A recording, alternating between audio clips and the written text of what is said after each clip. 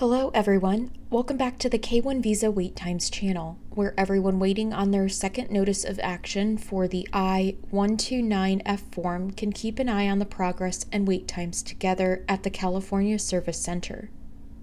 If you're not subscribed yet, please consider subscribing. It helps support the channel.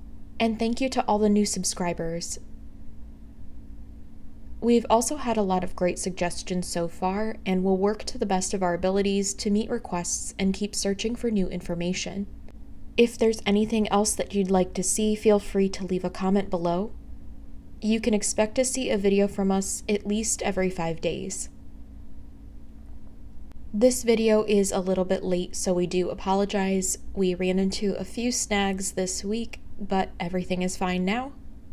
Also, we have a bit of an announcement for this video.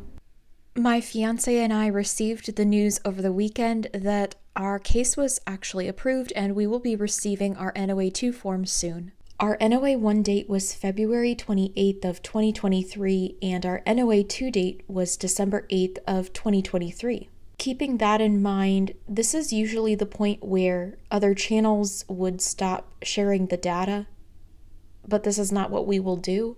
We wanted to stay and wait with all of you, and we don't see this channel ending in the near future. Also, congratulations to everybody else that we saw receive an NOA-2 form this last week. They did quite a few cases and pushed a lot of people through that were stuck waiting. I wish everybody with NOA-2 dates good luck as you move on to your next steps. Before we get into the data, we do need you to be aware of a few things. The people involved in this project are not associated with USCIS. We do not work for USCIS. The people involved are also not lawyers and cannot offer any legal advice. Please keep in mind all data shown in these videos are rough estimates of the K-1 visa cases in the California USCIS Center. USCIS is continuing to receive cases in December. They are already up to over 2,500 new cases received for the month. As mentioned in the last video, USCIS is receiving nearly double the cases that it did this time last year. So they're going to need their new staff for quite a long time, and this is good news for keeping their pace up. Let's just hope that they do actually keep that current pace up for the next few months. The number of processed cases remain high. Because we are posting a bit later, USCIS has processed 1,543 cases over the last 9 days, with a staggering 485 estimated cases completed on Thursday, December 7th alone. We saw many of the comments, and many of you did receive approvals around the 7th and the 8th. Congratulations on finally getting that NOA-2. Here we can see the number of cases they processed from each month over the last 10 or so days. Around 1,740 cases total were processed. June of 2022 had a small push to close out some of those pending cases, with about 14 total completed. July 2022 had very similar activity in comparison, with 17 cases completed.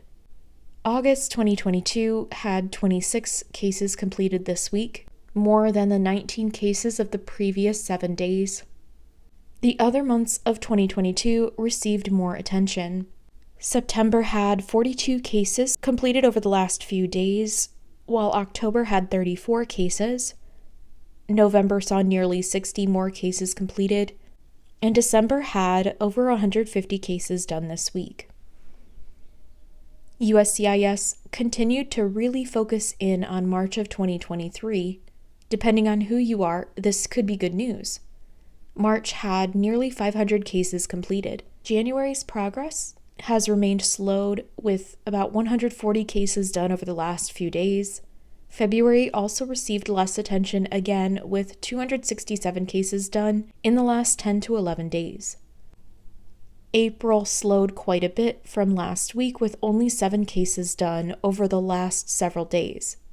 If your NOA-1 date is in March, this may be good news for you. However, April will not be too far behind. The USCIS is continuing that trend of working hard on subsequent months for a time and then slowly working on the rest of the backlog as it's distributed. Interestingly, USCIS did process a very small handful of cases in May, July, August, September, October, and November of 2023 again. But the cases were mostly untouched, so many applications submitted past that first week of April of 2023 will still be waiting for a while potentially. Checking in with the backlog, May still has 38 cases remaining, June of 2022 has 52 cases, and July of 2022 still does have about 60 cases remaining. The current trend still looks hopeful for these months to be fully completed in the next few weeks, as long as this continues. August of 2022 is around 75 cases now, and September and October of 2022 still have 167 and 122 cases respectively, but the pace of the application still looks pretty promising in the next coming weeks. November of 2022 has 584 cases remaining, with just about 60 cases done this week. December 2022 is also down to 344 cases now. This could be another backlog that may be finished in a few weeks, as long as current trends continue. January 2023 reached 710 cases, and the pace did decrease a little more again. But the California Center still completed about 140 cases in the last 10 to 11 days, and so they're continuing to steadily decrease. February dropped from 1,093 cases to 779 cases, and the pace is also decreasing. It will likely continue to look like January as time goes on. March of 2023 was still at about 3,696 cases pending last week, but we saw a big push in cases completed this week from that month. March is looking a little bit better at 3,107 cases. USCIS still has a long way to go with March, but the good news is everybody waiting on March, it does look like the next coming weeks will be a larger focus on these cases. April, May, and June of 2023 still sit at about 3,000 cases pending. July to December of 2023 have less than 3,000 cases so far, but there's still time for December applications to increase. We will continue to post as frequently as possible. We know how comforting the data can be. If you received your NOA to date, we encourage you to post your NOA 1 date and NOA 2 dates in the comment section below. We thank everyone who has done so already. This is very helpful, both to us and to the community.